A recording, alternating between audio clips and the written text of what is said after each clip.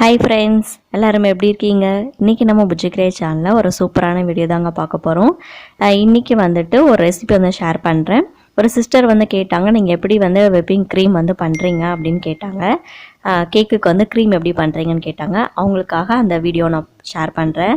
அப்புறம் லாஸ்ட்டாக வந்துட்டு நான் ரீசெண்டாக இப்போ செஞ்ச எல்லா கேக்கோட பிக்கும் நான் ஷேர் பண்ணுறேன், அதையும் பாருங்கள்.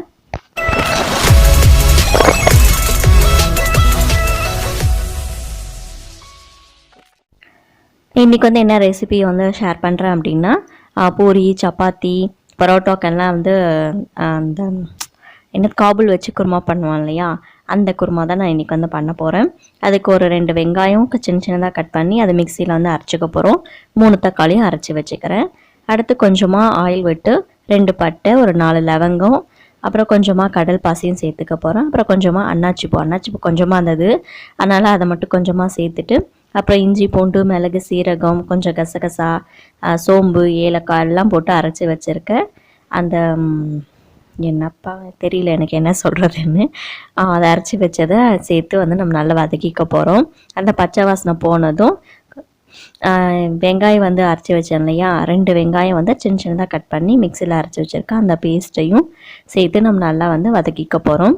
வெங்காயம் வதக்கிறதுக்காக கொஞ்சமாக உப்பும் சேர்க்க போகிறோம். அதோட கொஞ்சம் கருவேப்பிலையும் சேர்த்துக்கலாம். கருவேப்பிலை கொஞ்சம் சேர்த்தாச்சு. அடுத்து கொஞ்சமாக உப்பும் சேர்த்து நல்லா வந்து வதக்கிக்கலாம். அப்புறம் வெங்காயம் நல்லா வதக்கினதும் 3 தக்காளியும் வந்து நீங்கள் நல்லா கழுவிட்டு அதையும் சின்ன சின்னதாக கட் பண்ணி பேஸ்ட் மாதிரி அரைச்சி வச்சுக்கோங்க. அதையும் வந்து நம்ம இதோட வதக்க போகிறோம். இந்த வெங்காயம் வந்து நல்லா வதங்கலாம் கிடையாது. அந்த கண்ணாடி பதம் வந்ததும் நம்ம வெங்காயம், அதாவது தக்காளி பேஸ்ட் வந்து ஊற்றிடலாம். தக்காளி வந்து நம்ம அப்படியேவும் போடலாம், வெங்காயம் அப்படியே போடலாம். ஆனால் இது குருமா மாதிரி நல்லா கிரேவி மாதிரி வரணும் இல்லையா, அதுக்காக ஊற்ற போகிறோம். பேஸ்ட் மாதிரி அரைச்சி போட்டுட்டு தக்காளி நல்லா வதங்கிறதுக்காக கொஞ்சமாக மஞ்சள் சேர்த்துட்டு நல்லா புத்திக்க போகிறோம், நல்லா வதக்கிக்க போகிறோம். ரொம்ப நாள் கழித்து வீடியோ போடுறோன்னா அதனால் வாய் ரொம்ப தடுமாறுதுங்க.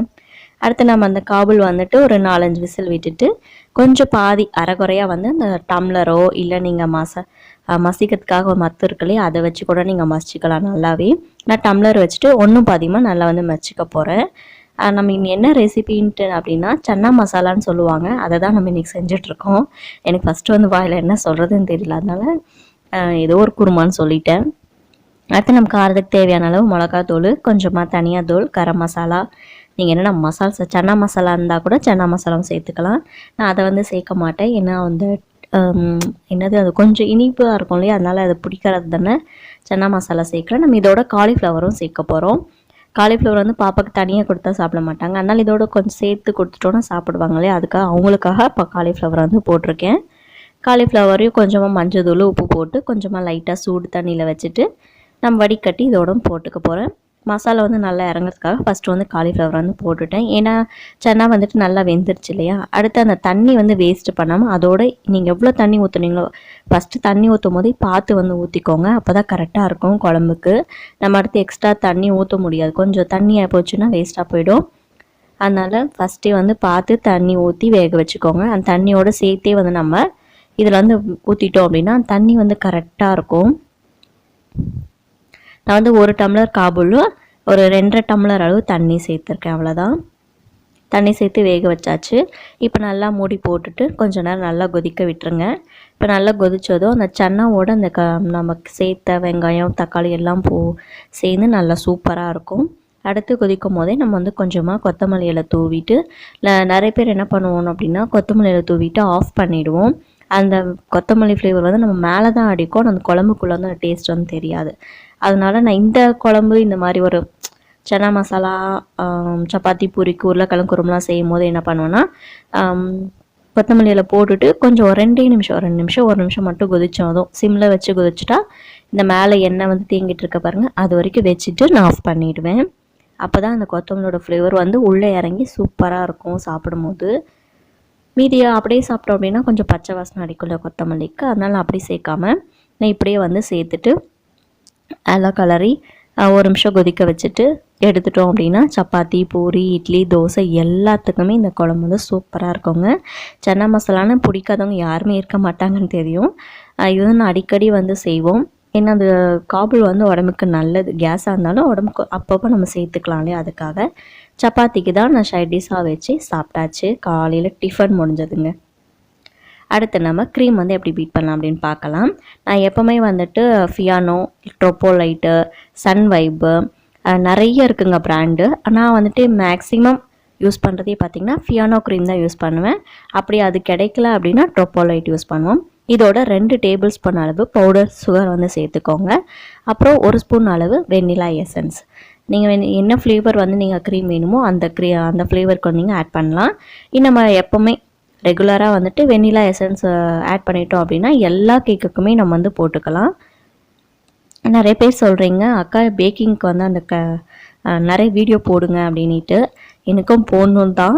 ஆனால் என்ன பார்த்திங்க அப்படின்னா நான் இதை செய்யும் போது பாப்பா வந்துட்டு ஏதாவது ஃபோன் வச்சிட்ருப்பாங்க, இல்லைன்னா அவள் என் கூட இருப்பாள். அதனால் வீடியோ எடுக்கிறதுக்கு என்னால் முடியவே முடியாது. இல்லைன்னா ஒருத்தர் என்ன பண்ணுவாங்க அப்படின்னா ஆர்டர் கொடுக்குற கேக்காக இருந்தால் காலையில் கொடுத்துட்டு எனக்கு ஈவினிங்கே வேணும்னு சொல்லுவாங்க. அதனால் அப்போ நம்ம அர்ஜென்ட்டாக செய்ய வேண்டியதாக இருக்கும். அதனால் நான் வீடியோ எடுக்கிறதுக்கு என்னால் முடியாது. இப்போவே வீடியோ எடுத்துட்டேன். இதெல்லாம் எப்போயோ எடுத்த வீடியோங்க. நான் இப்போ தான் எடிட் பண்ணி இன்றைக்கி தான் போட போகிறேன்.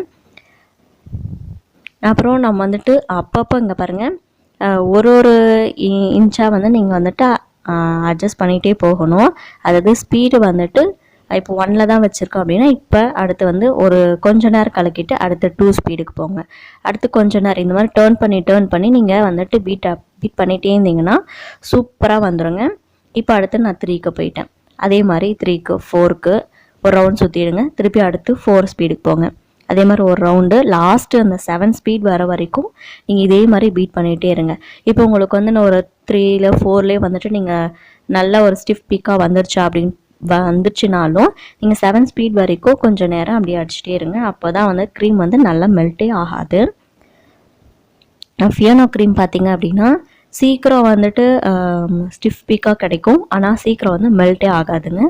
ஆனால் எனக்கு வந்துட்டு கொஞ்சம் ட்ரோப்போலைட் பார்த்திங்க அப்படின்னா அந்த மாதிரி தான் சீக்கிரம் ஆனால் லேட்டாக தான் வந்து அந்த ஸ்டிஃப் பீக் கிடைக்கும். ஆனால் கொஞ்சம் எனக்கு மெல்ட் ஆகிற ஃபீல் இருந்தது. அதனால் அதை கொஞ்சம் வந்து நான் அவாய்ட் பண்ணிவிட்டு இப்போது ஃபியானோ கிடைக்கலனா மட்டும்தான் நான் ட்ரோப்போலைட் வந்து வாங்குவேன்.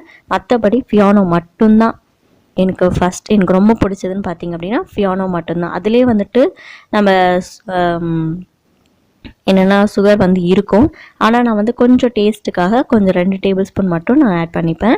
அதே மாதிரி இப்போ பாருங்கள் நான் வந்து கம்மி பண்ணிகிட்டே வரேன் பாருங்கள் ஸ்பீடு. ஏன்னா அந்த ஸ்டிஃப் பீக் வந்து உங்களுக்கு வந்ததுமே தெரியும். நம்ம வந்து பீட் பண்ணவே முடியாது, கொஞ்சம் கெட்டியாக பிடிக்கும் க்ரீமு. இப்போ பாருங்கள் எவ்வளோ சூப்பராக ஸ்டிஃப் பீக்காக வந்திருக்கு. உங்களுக்கு தெரியுதா? நம்ம வச்சு எடுத்தோம் அப்படின்னா அந்த பீக் வந்து அப்படியே நிற்கும், எதுவுமே ஆடாது. நீங்கள் தலைகீழாக போட்டு நீங்கள் தட்டுனாலுமே கீழே விழாது, அந்த அளவுக்கு ஸ்டிஃப் பீக்காக கிடைக்கும். இந்த அளவுக்கு வர வரைக்கும் நீங்கள் வந்து பீட் பண்ணி எடுக்கணும். இந்த வீடியோவில் நான் எதுவுமே ஸ்கிப் பண்ண கிடையாது. என்ன கொஞ்சம் ஃபாஸ்ட்டாக மட்டும் வச்சுருப்பேன். மற்றபடி எவ்வளோ நிமிஷம் ஆயிருக்குன்னு நீங்களே வந்து பார்க்கலாம். ஒரு 3 மினிட்ஸ் இல்லை 4 மினிட்ஸ்லேயே வந்து உங்கள் க்ரீம் வந்து சூப்பராக பீட் ஆகிடும். நான் இது எவ்வளோ க்ரீம் எடுத்தேன் அப்படின்னு பார்த்தீங்கன்னா 3/4 கப் க்ரீம் மட்டும்தான் எடுத்திருக்கேன். 3/4 கப் க்ரீமு. இந்த வீடியோ இதெல்லாம் பார்த்திங்க அப்படின்னா இப்போ நான் ரீசெண்டாக செஞ்ச கேக் எல்லாமே இது.